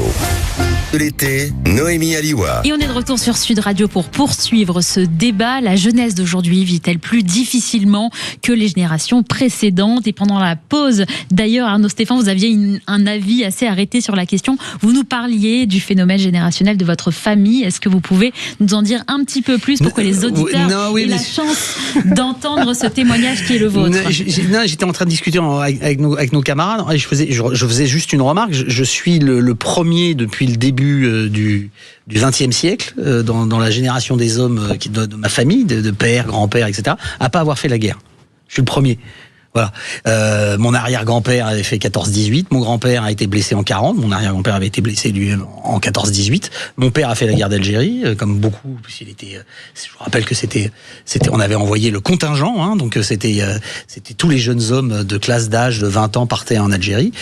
Moi, je suis le premier. J'ai fait mon service militaire, mais je n'ai pas fait la guerre. Ce qui crée quand même quand vous avez des parents, vos grands-parents qui ont connu la guerre, il faut pas oublier quand même nos grands-parents. On les envoyait aussi à la montagne, etc. Parce que tout le monde était à moitié tubard, tout le monde avait à moitié. C'était juste le début des traitements contre la tuberculose, etc. Faut pas oublier, il y avait du tragique dans les familles. Il y avait vraiment du tragique. Mais est-ce qu'il n'y en a pas encore aujourd'hui, lorsque vous savez, oui, ils sont cassés un ongle. On va essayer de prendre la défense de la jeunesse d'aujourd'hui. Mais bien sûr, mais il y a des gens fantastiques. Lorsque vous entendez leurs témoignages, lorsqu'ils vous disent, par exemple, à quel point il est difficile aujourd'hui de se loger. Les générations précédentes pouvaient avoir des logements beaucoup plus grands, ils étaient mieux payés, ils avaient des familles aussi qui étaient plus construites, qui permettaient aussi d'avoir une forme de protection pour les enfants. Aujourd'hui, les jeunes sont livrés à eux-mêmes. Ils doivent se débrouiller tout seuls, ils ont des loyers qui sont beaucoup plus élevés, ils ont des salaires qui sont parfois tout juste, qui leur permettent tout juste de vivre. Ils doivent parfois faire de longues études s'ils veulent avoir un avenir meilleur. Or, on sait qu'il y a aujourd'hui et c'est vraiment pas la peine, hein. Sérieusement, arrêtez vos études d'études du cinéma, ça marche pas. Il y a une profusion d'élite, justement, de Bac+5, donc même en faisant des hautes études, parfois vous n'êtes pas tout à fait certain d'obtenir ensuite un métier. Vous pouvez entendre peut-être. Mais je veux dire, ils descendent pas à la mine, quoi. Je veux dire, les charbonnages en France, ça a fermé dans les années, à la fin des années 60, début des années 70, les charbonnages. Les mecs, ils descendaient encore à la mine. Quand je suis enfant, il y a encore des accidents de mine dans le Nord. Enfin, merde. Pour les défendre. Est-ce que c'est pas plus dur d'être gamin en 2026 que ça l'était dans les années 80-90? Si. Si, beaucoup plus. Oui, mais c'est ce que je viens de te dire. C'est vrai que pour eux, c'était plus dur, mais qu'en plus, à la différence des générations précédentes, ils ont une éducation de cette génération-là qui a finalement vécu une période dorée. Tu pouvais vivre à crédit de manière illimitée, l'État payait tout. Tu pouvais vivre en déficit permanent, l'État n'a pas présenté de budget excédentaire depuis 1974. Qui ensuite après, lorsque tu avais un problème, de toute façon l'État nounou prenait tout en charge, et qu'ensuite après tu as les systèmes assurantiels, etc. Donc quoi qu'il arrive, tu avais une forme de garantie de l'emploi, et puis surtout, moi je pense que c'est ça le point essentiel, la différence entre les gamins d'aujourd'hui et ceux des années 80, c'est que c'est la question de l'incertitude. C'est-à-dire que quand tu naissais dans les années 80-90, tu étais certain de ne pas avoir de guerre, tu étais certain de ne pas être envoyé au front, tu étais certain d'avoir un avenir économique si à peu près tu avais des études correctes, à peu près, etc., et si tu te comportais bien dans la boîte. Aujourd'hui, avec les récessions économiques, les catastrophes naturelles, les incertitudes sur le plan personnel, parce que aujourd'hui, si par exemple tu as fait HEC ou tu as fait ESCP, est-ce que tu es certain avec l'IA de pouvoir trouver un boulot de sortie de job, alors que l'IA est en train de tuer toutes les catégories intellectuelles supérieures, mais quand tu n'es pas au niveau d'élite. Donc en fait, tu as toutes ces incertitudes-là qui font que moi je pense que le premier sens, c'est pas que uniquement qu'ils aient des situations qui soient compliquées, c'est le fait qu'ils n'aient pas été formés à un monde qui va être plus dur, plus concurrentiel et beaucoup plus tragique que ce qu'ils vont affronter. William. Arnaud Stéphane. Il suffit de prendre les entreprises dans lesquelles nous travaillons, ou pour lesquelles nous conseillons, ou les gens auprès de nous qui ont des postes à responsabilité dans les boîtes. Ils prennent des stagiaires ou des gens qui viennent d'arriver dans l'entreprise, qui sortent souvent de bonnes écoles, qui ont des CV tout à fait corrects. Ils ont du mal à être convertis en emploi. Ils n'arrivent pas à bosser, et ils ont la culture générale d'une cabine téléphonique. Ils ne comprennent rien. Mais sérieux, je veux dire, quand vous faites une réflexion sur des châteaux, mais c'est vrai, c'est une réalité. Ça va, j'ai pas la ref. Arnaud Stéphane dire que vous avez la culture d'une cabine téléphonique. Appelez-nous pour défendre la jeunesse. Noémie, combien de fois on entend par jour, j'ai pas la ref. Je suis certaine qu'on pourra trouver une jeunesse qui a une culture bien meilleure que celle d'une cabine téléphonique, quand bien même personne ne connaît la culture d'une d'une cabine téléphonique. Personne n'a jamais évalué entendu le beaucoup de QI choses, d'une pourtant. cabine Elle en a entendu des choses. Je crois qu'on n'en est pas tout à fait certain. Non, mais il faut entendre ces nouvelles difficultés auxquelles elle est confrontée, cette jeunesse. Il faut entendre ça. Il faut entendre, mais notre rôle en tant que parents, moi j'ai un modèle énorme. Moi, j'ai mes 2 colonnes qui m'ont voilà, ça se voit pas, mais j'ai un handicap. Je suis dyslexique et dysorthographique. Alors je sais que ça fait sourire beaucoup de gens, mais à un niveau très élevé. C'est-à-dire que les lettres apparaissent, disparaissent, sont remplacées par des symboles et ça change de couleur. Donc moi, si quand je faisais des concours, si on me lisait pas la question, je pouvais pas y répondre. Et les gens me disaient, mais non, mais tu vois bien, t'as pas de lunettes. D'accord, ok. Mais je n'en veux pas au système et aux profs, puisqu'ils n'étaient pas formés pour ça, et personne ne le savait, ne l'avait détecté. Mais rapidement, mon père et ma mère se sont rendus compte qu'il y avait une anomalie, ils ne savaient pas laquelle, mais ils m'ont appris le courage. Le courage. C'est-à-dire qu'à 12 ans, je portais des cagettes sur les marchés, qui étaient plus lourdes que moi, puisqu'en plus j'étais vraiment tout fin à l'époque. Je me levais à 5h du matin les samedis, dimanches, et je gagnais 150 francs. Je gagnais plus qu'un mec qui travaillait la journée. Mais vraiment, c'est-à-dire que j'allais au marché de Rungis lorsqu'il était fini avec les caddies, on prenait tous les fruits qu'ils jetaient, parce que lorsqu'il y avait un panier qui était pas bien, et j'ai commencé à faire du business comme ça dans le quartier, en vendant les fruits 4 fois moins cher, et vraiment à développer toute une économie. J'ai bac-3. J'ai bac-3. Je suis chef d'entreprise. Donc il y a le courage, la force, il y a aussi les erreurs, les échecs. Alors le système européen et surtout le système français ne permet pas trop ça, alors que aux États-Unis, quand vous avez fait des échecs, au contraire on se dit mais putain, il a l'expérience maintenant, ça va. Il a appris, ouais. Ouais, il a appris, alors qu'en France pas du tout. Donc c'est pour ça que moi je dis à mes enfants, vous avez le droit de faire toutes les erreurs que vous voulez, mais vous n'avez pas le droit de les faire 2 fois. C'est-à-dire que vous n'aurez pas appris de votre première erreur. Donc je dis qu'on arrête de les dorloter, on doit les aimer. Moi vous regardez mon enfant de travers, il faut un quart du GIGN pour m'arrêter. Mais par conséquent, mon fils, moi je le sors du callback et je le fais charbonner. Mon fils a le même handicap que moi. Donc rapidement, j'ai essayé de voir qu'est-ce qui était le mieux pour lui. Aujourd'hui, mon fils, bon, il vient de louper son CAP parce que l'écrit, il a eu le même problème que moi, donc il va le repasser. Mais il a fait un CAP de conducteur d'engin de chantier. Il devait y avoir 2 classes de 25, il était une classe de 20. C'est-à-dire qu'il n'a pas fini l'école, que des patrons venaient le chercher avec ou pas le CAP. Aujourd'hui, il va enchaîner sur un bac professionnel. Moi, je remercie l'entreprise Jean Lefebvre, filiale du groupe Vinci, de lui donner sa chance et de l'emmener jusqu'au bout. Vous voyez bien que la jeunesse est courageuse également. Mais oui, parce que derrière, il y a un moteur et il est poussé. Il se lève tous les matins à 6h du matin, tout seul. Hein. C'est-à-dire que il met son réveil. Donc on peut considérer que la jeunesse d'aujourd'hui, elle a toutes les ressources et toute l'énergie. Cette jeunesse reine, elle n'est pas. Comme on l'imagine. Si vous trouvez la culture de l'excuse tout le temps, dès qu'ils ont un petit bobo, vous appelez le SAMU, et ben forcément, vous allez en faire des gens un petit peu plus fragiles. Alors qu'en vérité, ils ont toute l'énergie et toute la force. Moi, je vous le dis, moi, je suis instructeur de self-défense et de cause combat. Vous voyez mes minots, personne ne les voulait, personne ne mettait une pièce dessus. Et moi, le parcours que j'ai eu, c'est parce que des gens m'ont fait confiance et m'ont tendu la main. Donc aujourd'hui, moi, je suis redevable. Je veux rendre ce qu'on m'a donné, ce qui a permis de me sauver, puisqu'on m'avait destiné à un destin soit la mort ou sous la prison, et donc on a démontré l'inverse. Mais grâce à mes parents, mais grâce aussi à des femmes et des hommes qui ont cru en moi et qui m'ont dit ok, ça tu sais pas faire, mais il y a des choses que tu sais faire bien mieux que les autres, et on va débroussailler tout ça. Il y a la question de l'aptitude, la question du courage, la question de l'engagement, mais il y a la question de l'environnement aussi, parce que William T, tout à l'heure, vous parliez justement de cette incertitude dans laquelle vit cette jeunesse, cette incertitude politique, géopolitique, dans cette idée d'avoir du mal à se projeter dans le monde tel qu'il est aujourd'hui. On avait le même problème avec le bloc de l'Est et le bloc de l'Ouest. Non, mais la question de la dette, déjà, puisqu'on nous promet tous les jours une catastrophe économique, la question de la guerre, parce qu'on a la guerre en Ukraine qui s'est déclarée il y a maintenant 4 ans, et si vous voulez, qui nous mène vers une sorte d'incertitude d'un point de vue géopolitique. Comment est-ce que se développera l'Europe demain? Est-ce qu'elle pourra continuer d'exister telle qu'elle a toujours été? Ce sont des questions auxquelles les générations précédentes n'ont pas été confrontées et auxquelles la jeunesse aujourd'hui, Non.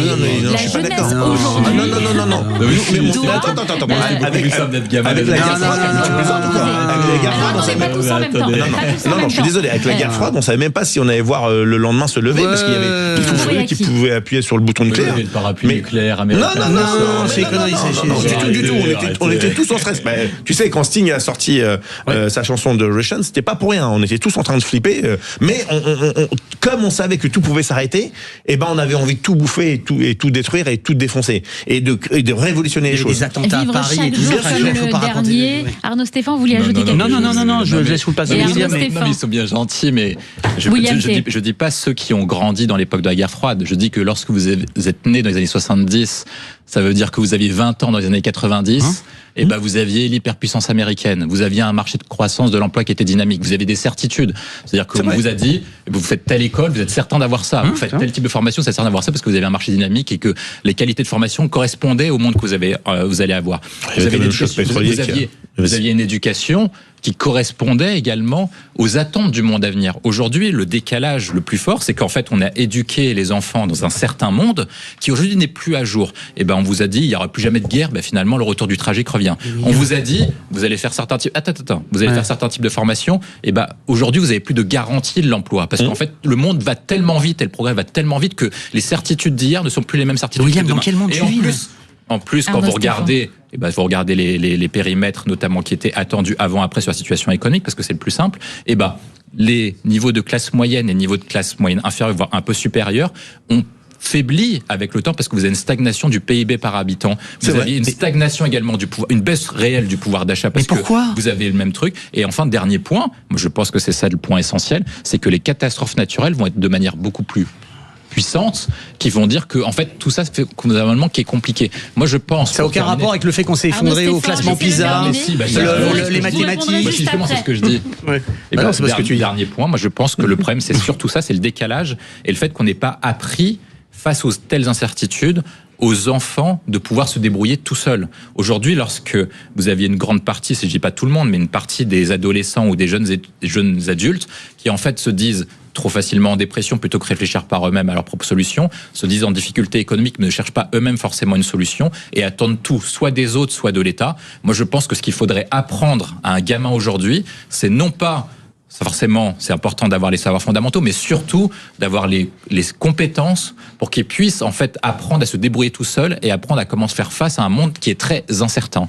Vous savez que l'une des accusations de la jeunesse en ce moment, quand on utilise le slogan « OK Boomer » sur les réseaux sociaux, c'est notamment le fait que cette jeunesse va devoir payer des retraites assez massivement et c'est l'une des critiques qu'elle fait, cette jeunesse, aux générations précédentes. Vous l'entendez, Arnaud Stéphane ? Oui, mais parce que les boomers, c'est la génération avant moi encore, donc je sais que les crétins que c'était, mais ce qu'ils ont été, et tout ce qu'ils ont gâché, les opportunités qu'ils ont gâchées, etc. Ils ont mis les 35 heures, ils ont mis la retraite à 60 ans. Oui, mais voilà, c'est ça, ils ont désindustrialisé un monde sans usine, on va faire du service, etc.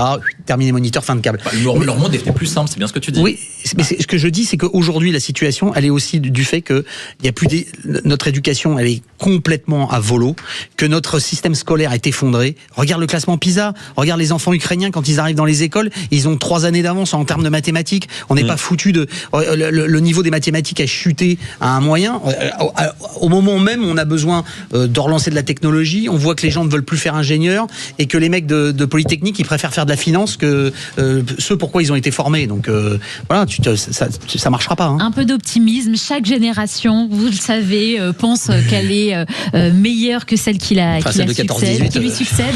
Et finalement, la jeunesse fait toujours son chemin. Merci à tous les trois d'avoir débattu sur notre antenne. C'était un plaisir de vous recevoir pour ce débat particulièrement, disons-le, animé ce matin. Philippe Bourriaquet, conseiller municipal de Orly, conseiller régional d'Île-de-France et 3e vice-président de France Écologie, venez nous rejoindre. Voilà, c'est dit. William T, président du think tank Le Millénaire. Arnaud Stéphane, communicant, fondateur de l'agence Note de Com. C'était un plaisir. Dans un instant, amis auditeurs, vous aurez la parole. Racontez-nous comment vous vous organisez face aux incendies. Est-ce que vous avez pu rentrer chez vous ?